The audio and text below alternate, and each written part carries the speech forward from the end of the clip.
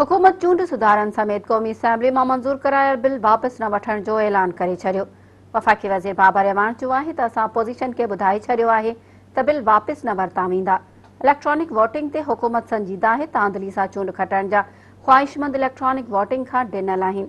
इस्लामाबाद में सुद समाउ जे ममलकती वज़ीर फ़रूख़ हबीब सां गॾु प्रेस कॉन्फ्रेंस कंदे बाबर اعلان चयो त शफ़ाफ़ चूंडुनि लाइ इलेक्ट्रॉनिक वोटिंग ज़रूरी आहे। इलेक्ट्रॉनिक वोटिंग सां धांधली न थींदी।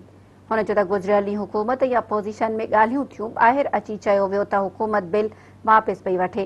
हुकूमत बिल वापसि न वठंदी। क़ौमी اسيمبلي ऐं सेनेट में बिल आंदा आहिनि, उहे पास थी वेंदा। हुन चयो त अपोज़िशन पार्लियामेंट में बदतमीज़ी जो तूफ़ान बर्पा कयो। पार्लियामेंट में अहिड़ा आवाज़ उथिया जिन खे शर्मनाक चवण बि घटि आहे। हुन चयो त कानून साज़ी जे मामले ते कमेटी ठाहिण जो चयो आहे। हुकूमत उन में भरपूर शिरकत कंदी। पार्लियामेंट खां अलावा कंहिं बि इदारे खे कानून साज़ी जो हक़ नाहे। बाबर اعلان चयो त पाकिस्तान में पार्लियामेंट सुप्रीम आहे। का आईनी अदालत बि कानून साज़ी नथी करे सघे। इलेक्शन कमीशन ख़बर जारी करण खां अॻु में हुकूमत सां ॻाल्हाए त बहितर आहे। बाबर اعلان चयो त समुंड पाकिस्तानियुनि लाइ चयो वियो त उन्हनि खे पाकिस्तान जी हालतुनि जी ख़बर नाहे। अमरीका ऐं बरतानिया जा माण्हू सॼी दुनिया में वोट कास्ट कंदा आहिनि। हुन मौक़े ते ॻाल्हाईंदे ममलकती वज़ीर फ़रूख़ हबीब चयो त शफ़ाफ़ चूंडुनि लाइ कानून साज़ी करे रहिया आहियूं। इमरान ख़ान चूंड अमल शफ़ाफ़ बणाइणु चाहे थो। हुन चयो त 2.5 सालनि खां बिल पिया हुया पर अपोज़िशन संजीदा न थी।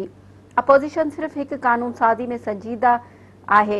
एनआरओ इमरान ख़ान एनआरओ कंहिं बि सूरत में न ॾींदो।